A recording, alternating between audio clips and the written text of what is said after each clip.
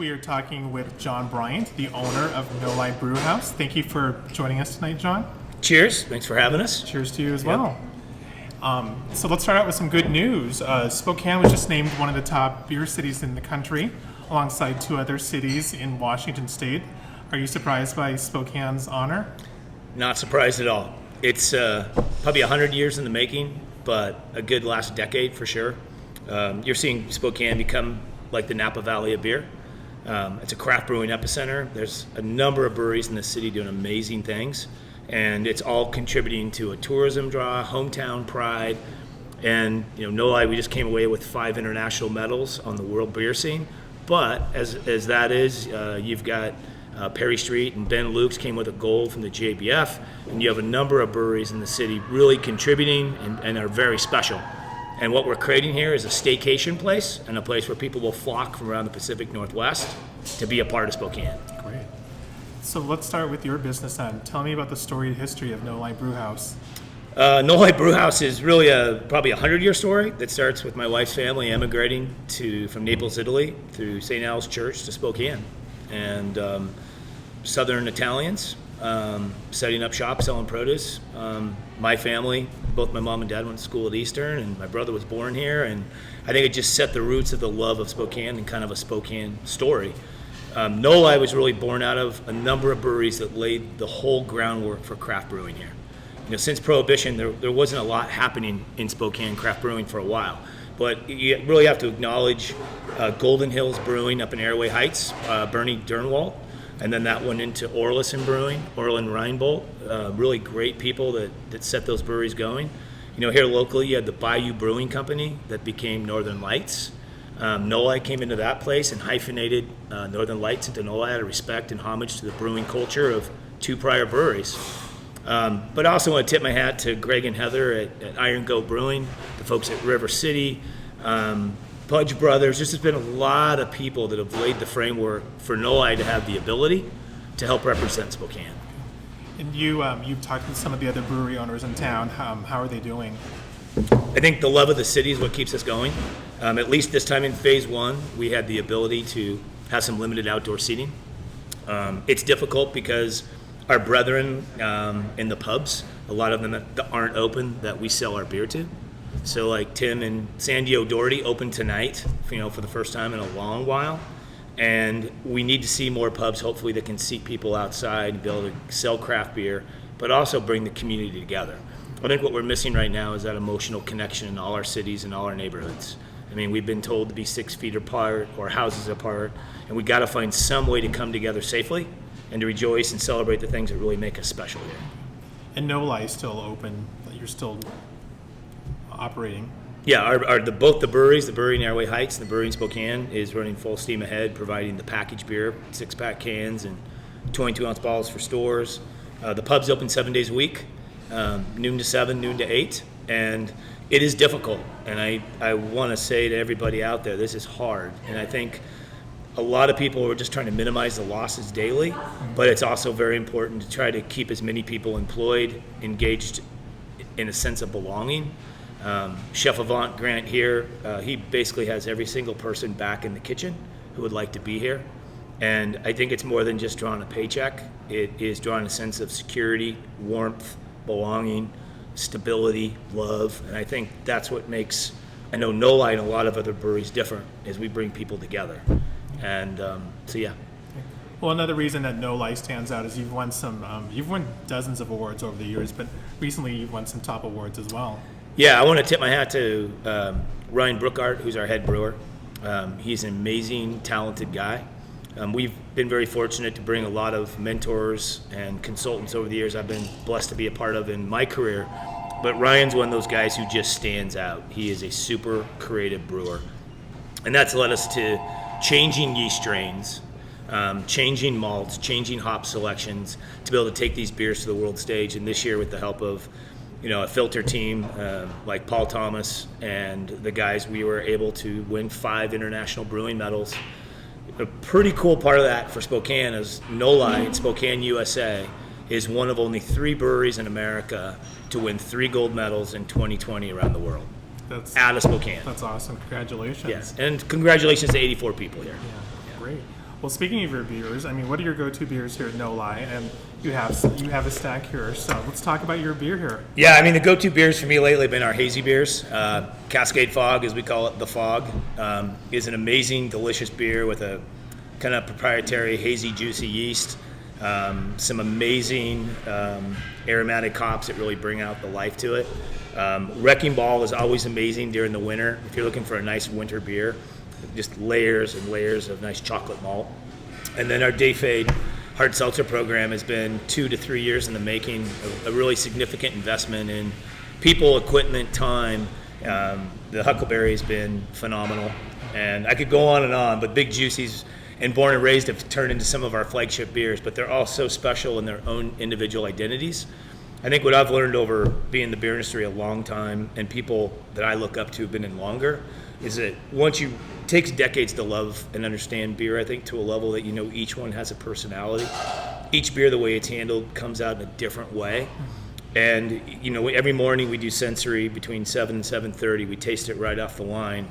And you can just tell the vibrancy of that beer, if it's spot on, and how it's different from the beer tomorrow. And that's the real thing. I think the love of beer is it's a culture, you live it, and it takes decades to do. What have been some of your best sellers? I think, right now our best sellers are Cascade Fog. It's an Imperial Hazy IPA. We call it the Fog. Big Juicy IPA is just an amazing, if you want to watch a ball game and have some amazing, just some Citra hops come right at you, is really a great beer. And we found a new audience for our Day Fade hard seltzer. It's been great. But if you gave me 2 beers I had to drink, I would drink the Cascade Fog Hazy IPA. And then because Born and Raised is kind of our salute to our hometown, I'd pick up Born and Raised. Okay, great. Yeah. So switching gears a little bit, community involvement and philanthropy have been a big part of No-Li Brewhouse's business. Yeah. Can you speak to that? I can. I mean, my wife's family, Cindy, and mine, have both been kind of beneficiary of government programs from my grandparents to my parents. And so it's always been near and dear, kind of, if we were able to have monies or resources after we paid all our bills.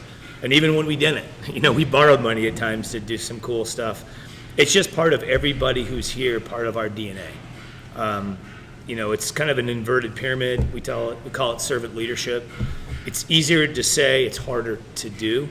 But, some of our favorite charities are definitely the St. Margaret's Shelter, Crosswalk, Odyssey Youth Movement, Teen Closet. They're ones we've been with for a number of years, and they kind of create a fabric of what we believe in, which is really being there for how you say it's people on the fringes. A lot of adversities in life. Some of the hardships they go to you don't even want to talk about. But I think, as my grandma always said, you have to have hope. And if you have hope, you can move mountains. And I think that's what No-Li represents. And the people that we have here and the community that is Spokane. Spokane is such a big, small town with a huge heart that it gives a lot. And I think Spokane is all about hope. All about hope. Yeah. So it was exactly 3 months ago today, I accompanied your wife Cindy and you to the town of Malden. Yeah. For No-Li Brewhouse. Yes. To give your donation check of, at the time, $50,000. Yeah. And you received some good news today about that donation. Yeah, I mean, every charity we do, we demand it. You have to have 100% accountability. You have to have 100% transparency, and you have to report where the results are and where they go. And we've made a thing of it. Every program we have done, the community needs to believe and trust that every dollar is going to get to where it needs to be. So 0 admin, 0 pass-through. I mean, there's no charges. The $80,000 that we raise collectively, with Marcus at the PI, or Tim O'Doherty at O'Doherty's, or Mark Starr at David's Pizza, or a number of people that all contributed. $80,000 was reported today that they're going to begin to disperse all those monies this year in a very accountable, responsible way to those families in Pine City and Malden. And yeah, we went out there, you, me, and Cindy and I, and that was devastation. That was something you would see on Dateline or something on TV. It was completely wiped out. And I think the healing hasn't even started. I know there's a lot of people from those cities in motels and hotels now. It's cold. They have animals. I mean, their children, are they going to school? I mean, this doesn't end yet. And I think I know it's important to the 84 people that work here is we see it through. And those are important things. I mean, they humble you. They bring you down to earth. They let you know how fortunate we are to be in the city. And there's always something, Cindy says, there's always somebody doing something better than you or better than you are doing, and there's always somebody who'll be doing worse. So in COVID and in phase one, we're looking for that hope and cheering to bring some love into Malden and Pine City. Wonderful. Yeah. So the beer culture in Spokane is definitely strong, because we had quite a few questions from readers leading up to our live stream tonight. And one of the first questions was your COVID sales. How is No-Li doing during COVID? We're tapping into our brewery fund for the new brewery we're planning, and that gives us a little bit of strength. But I think we have a patio that seats about 12 tables, and we propane them up with, outside with fire pits, and it allows us to function. It allows us to have nearly basically a full kitchen staff for food to go and beers on the patio. It's hard, and it's hard for every other pub. You look up the street of Hamilton Avenue, which will return as a vibrant street in this city for craft beer and pubs. But you have, the great people of Kevin and JC at Jack and Dan's, who I just respect so much, because they are GU, they are Hamilton. That's the Stockton legacy that came in through them, and that place is not open right now. And that tells you how difficult it is.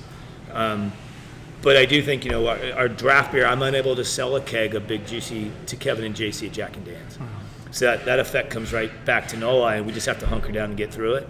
We are very fortunate that we have a number of craft beer brands and six-pack cans in grocery stores, and our Day Fade hard seltzers. And it's something I just remember in the early days of No-Li when we had no money and we had to make some bills, and I'd tell Cindy, hey, it's 4 a.m., I'm out. And I would drive to Seattle, and I'd work till 7, 8 p.m., and I'd drive home, get home at 1 or 2. And that was several years of 20-hour days. But you do that to build the brand with the grocery stores and to meet those buyers while you're paying attention to your hometown, because those grocery stores service your hometown, be it Safeway, Albertsons, Fred Meyer, but the people that make those decisions are based somewhere else. What I'm so proud about No-Li is every dollar that when you go buy a six-pack of No-Li or a pint of No-Li, that money stays here. And we're paying our taxes here on a lot of levels, as a lot of businesses do, to pay for schools, street improvements, plowing roads. But if you buy a lot of products that aren't even as good as I think a lot of beers from a lot of breweries from Spokane, those monies ship to another state. They ship to another country. And I think what's so awesome about Spokane, back to those awards, is the best beers in America, a craft brewing epicenter, a Napa Valley of beer, is happening before our eyes. And what's cool about that is it creates living wage jobs, full benefits, creates a tax base, creates a vibrant culture, and then it provides for athletics. So be it the Spokane Indians, the Spokane Chiefs, helping out with the Davenport properties as they help us to get people in the hotels, to Riverfront Park, and it creates music and culinary and the arts, and it just creates what a vibrant city is. I believe, and I know a lot of people believe, that Spokane is a stronger, better city than Walla Walla, Bend, Oregon, Fort Collins, Colorado. Spokane will be shaped in the future by a lot of people that want to shape Spokane and what we want it to be, not what other cities have allowed themselves to become. And that's pretty awesome. Great. Yeah. Another reader question, walk us through the process of how you create a new beer. Let me see, we shoot from the hip. We're very fortunate as we've been able to grow and create supplier relationships. It's some of the things that a lot of readers or viewers probably don't get the firsthand, is how to be first at the pick for hop selection. How to have the freshest hops, how to order just enough hops so you're always working with the right ingredients. It's like a coffee bean. If you go to whatever your favorite grinder is, or a coffee house in town, be it Craven's, or, if you go to Starbucks, which is a larger company, but, think of that local coffee grinder in your neighborhood. That bean is fresh. It's got oils on it, and it's just amazing coffee. Versus getting Folgers out of a can, it's dry. The difference in getting a great hop is it has that pitch on it. It has all those aromatics that makes a beer special. We're very fortunate to be first in line to get some of the best hops. Okay. And that what makes a beer very special. Great. Yeah. Another reader question, why did you choose to open a brewery here in Spokane? Oh man, I think I need therapy, but that's a whole nother episode. There's deep roots here. I mean, Cindy, my wife's family's been here for 100 years. We're Cougs. We have a son that was a Zag. It's near and dear to my parents' heart. It was a place, 9-10 years ago where the craft brewing movement hadn't really started really in depth the way we thought it could happen with a lot of other people involved. I think it was love of community. It's a big, small town. Having spent a lot of time in this area, and obviously my wife's family in this area, it was natural. You know, all three of our kids have moved back home to Spokane, and it's a special place. And I think if you look at Spokane versus a lot of other cities across the United States, this is a very special town. It has a blue collar kind of lunch pail work ethic, but also has a lot of intelligence. You know, however you want to define that, through the U District, the arts, the music, the food, the culinary. You know, Adam Hegstead, what he's doing is phenomenal with Crave. To Chad White and what he's done on The Chef, you know, on TV. Our chef, Avant Grant, is phenomenal. And we could do a whole show on how he was raised and how his grandmother taught him to cook. And multi-levels of flavors and how the delicious flavors release. I just think Spokane has a lot of heart, and that's what drew us back. Okay, great. Yeah. Well, another reader says that this is an absolutely gorgeous location. Was it difficult to open this location? There are two prior breweries on the site, and I want to tip my hat to the Bayou Brewing Company that really, I guess they worked with Disney, and they created this whole French Quarter from New Orleans. And that's why the bricks are red, and we've gradually over time, as cash flow would allow us to do one little project at a time. It looks much different than it did 9 years ago. I want to tip my hat to Mark Irvin and Stacy Irvin of Northern Lights Brewing Company. I mean, they had the vision and the forethought to, put a brewery on top of Bayou Brewing. As we developed No-Li with the 84 other people here, what do we want it to be? And I grew up a lot of my life really close to the Olympic National Park, and that's where we did our outdoors. That was our vacation. We went camping. And so I've always been with the outdoors and natural and urban renewal, which I think Spokane is this fabulous urban renewal city. It does not need to be torn down and rebuilt. It just needs to be added to. And I think that's the flavor and the flair we tried to put into the patio. The middle room in here is that anybody feels comfortable. It's not pretentious. It's warm. It's what Spokane is. Yeah. Well, I can't wait to hear the answer to this question. But another reader asks, canned beer versus bottled beer, pros and cons. Wow. Okay. So what we have learned over the last 5 years is that both bottled beer and canned beer are both great. The real key is oxygen.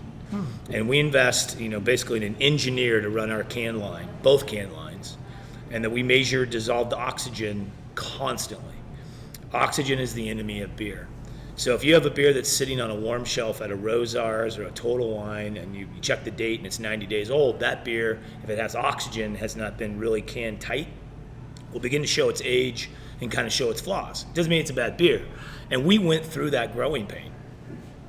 The beauty thing about bottle and can, and both are great, is that you got to keep the oxygen out. And we are constantly, of our number one investment in the last 2 years with our people and training and equipment, is removing dissolved oxygen to get that number to low as zero. So that if you have a red, white, and hazy, and it happened to be off a warm shelf or a cold shelf, and it might be 60 days old, it's still beautiful and vibrant. So I would say it's all about how it was bottled and how it was canned. The natural answer will be that the can is more solid and tight, and that it keeps the air out and the light out. The only issue with that, if you mobile can, as we have done, or you can, and you don't get the tight seam, and you get oxygen locked in, it'll actually work against you. I think bottled beer, like our 22 ounces, hold amazingly well. Both are beautiful, both are different, both have their flaws, both have their strengths. Hope that answers it. Yeah, I think so. Yeah. So I've got to read this question from a reader because it's kind of long. Okay. So shout out to your graphics team and marketing department. The collectible glasses at No-Li are beautiful, and the names for your beers are awesome. 3Z Easy, Born Ready, Porch Glow, Big and Juicy, or Big Juicy. Who comes up with these? Who comes up with these names? I wish it was just one person to make it easy, but I think it has been a collective effort of a lot of people. As a culture, some names just come to the top. Big Juicy just came to the top. Wrecking Ball back in the day was all about the city and urban renewal of some old buildings that were going down. But sometimes when things get brought down, bigger things and maybe more beautiful, if planned right, can come up, if you do it right. We work with a great small agency out of Portland that we found through a long-term friend of mine called Sally Morrow. And it wasn't just designing. Like, we literally had to spend hours and hours and days and weeks and weeks. What is No-Li? And I spent till 2 a.m. so many nights sending emails and talking about what the culture meant, what people meant. And this is my favorite logo of a lot of things we're doing, which is the female aviator that gives a lot of thanks to Fairchild Air Force Base. And the independence of what Spokane represents and what the independence of No-Li represents. We are 100% family owned, locally owned, jobs are here, and I think we try to express what is that independence. It's almost gritty, sometimes it's irrational, but that's what you want. You want to be, we're that person who got skinned up in a flag football game in the backyard and we get right back in there. But I think there's a lot of Spokane love in there. But I also think then there's a polish that you have to have. And that's the lab analytics, and that's amazingly talented, educated people that refine their craft, hone their trade every day. And making beer decade after decade or batch to batch takes time and years to get good at it. It doesn't happen overnight. Just like any craft, like you've polished you're amazing, right? We've talked about your career. That didn't happen in a year. Right. Your career has taken time, and it just makes you so polished. That's what I love. Yeah, something we definitely have in common. Yeah. How is No-Li's introduction in the hard seltzer market gone? That is a tough category, and one is because you're going up against Corona and Budweiser and Miller Coors and all that stuff. But what I love about it is what Ryan Brookart and Ryan Smith and Ty and Paul and a lot of people in our production team is. I really believe how hard this has been on us for 3 years to make what I think is really an exceptional seltzer has been really hard, because the yeast that we work with is a bat out of hell. I mean, that yeast runs wild, and you have to really learn how to work with something very difficult. The flavors are very sensitive. They're natural flavorings, and it's not easy just to throw it together. The filtration process is 5 and 6 different housing units. And it took us 2 years to kind of work through it. A shout out to Jim Cook at Boston Beer. He actually kind of led me in the right direction. The thing about Jim, he's wicked smart, but he won't give you the whole answer. He'll just give you half, just enough to be dangerous. And I think through that, our team just worked with labs and independent analysis, and we made a product that has made our beer even better, because we're borrowing from that sterilization process and sanitized, everything counts, to now making beer.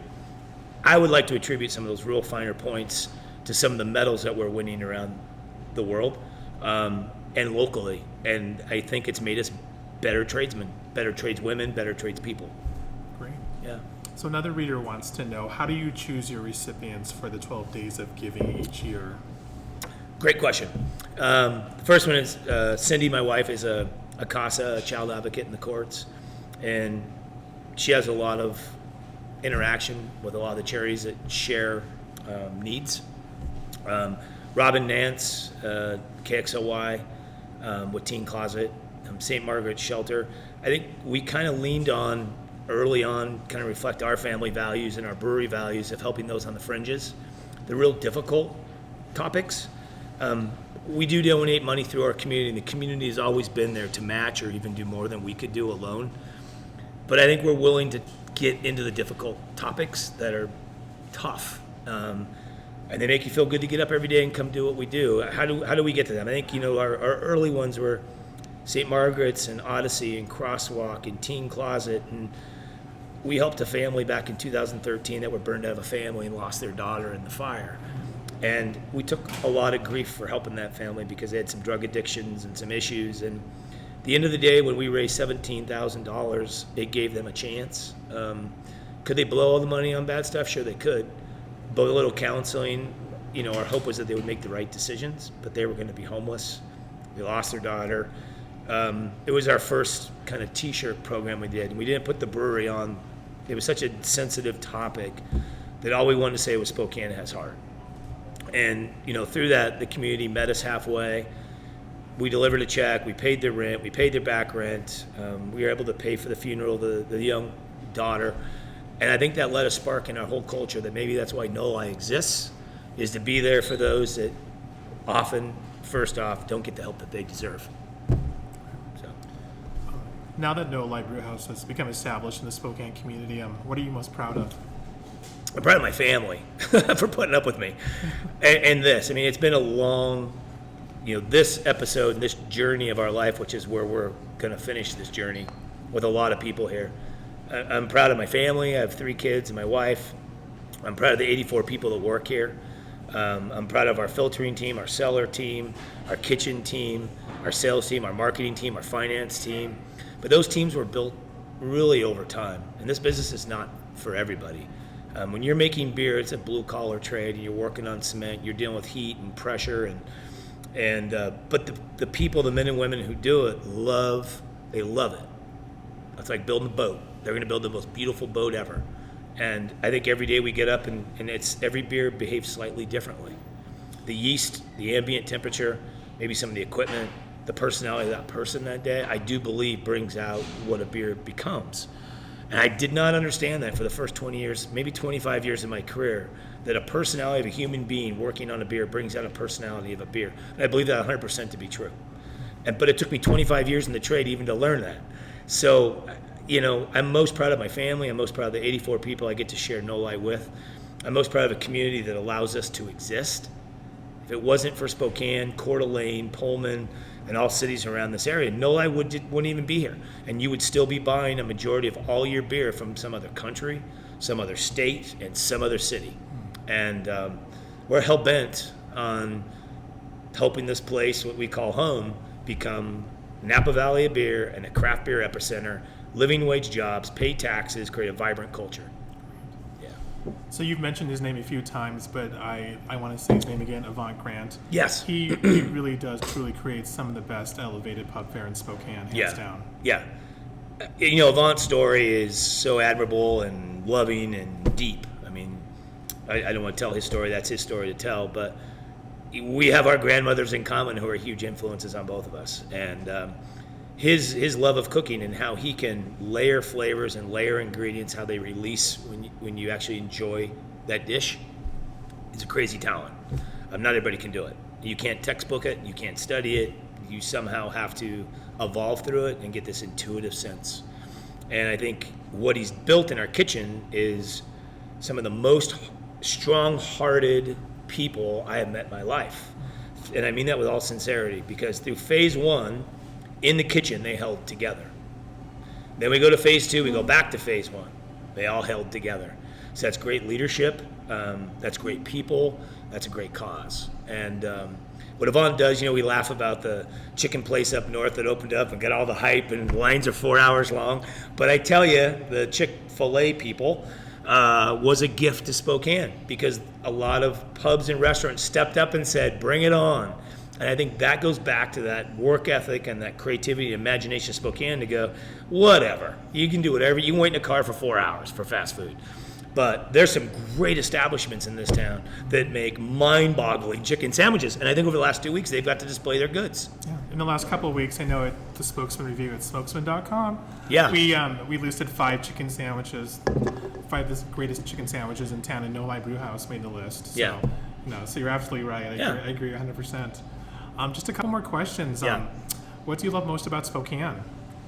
What I love about Spokane is I got to spend an afternoon with Tim O'Doherty last week, and he gave me the whole tour of an establishment that he runs that has been there for, I think, 100 years. It was the Coeur d'Alene Hotel before that. But he took his time while he was closed to spend time with me.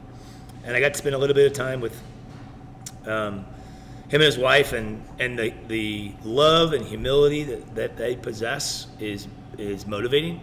And I think there's so many other places in Spokane that have so much love and caring and fortitude. It's not a pity party, but they're going to be here. A lot of these places will come back. I totally believe that Spokane will be bigger, bolder, stronger when we come out, and eventually will, of this COVID. And my hope is that the community continues to embrace No-Li to help us be bigger, bolder, and stronger. What I love about Spokane is it's a big, small town. It's intelligent, creative, imaginative, gritty. It doesn't have to be somebody else. It's confident in who it is.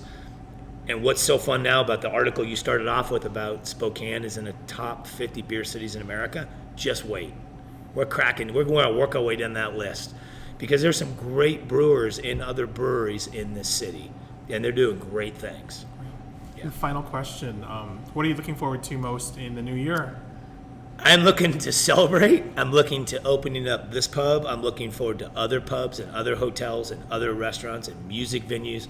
I'm looking forward to going to a Spokane Chiefs and a Spokane Indians baseball game.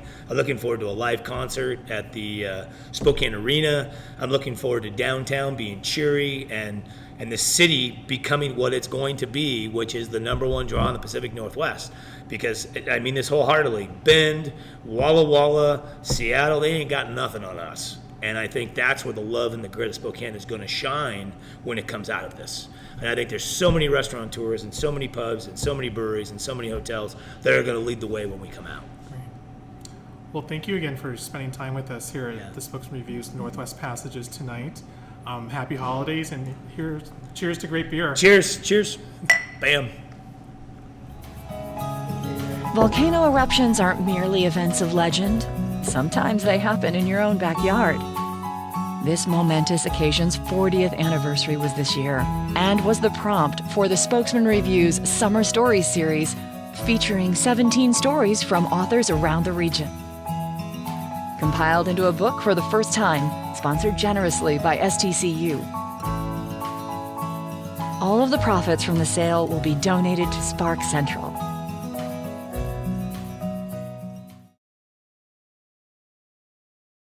Thanks for joining us today.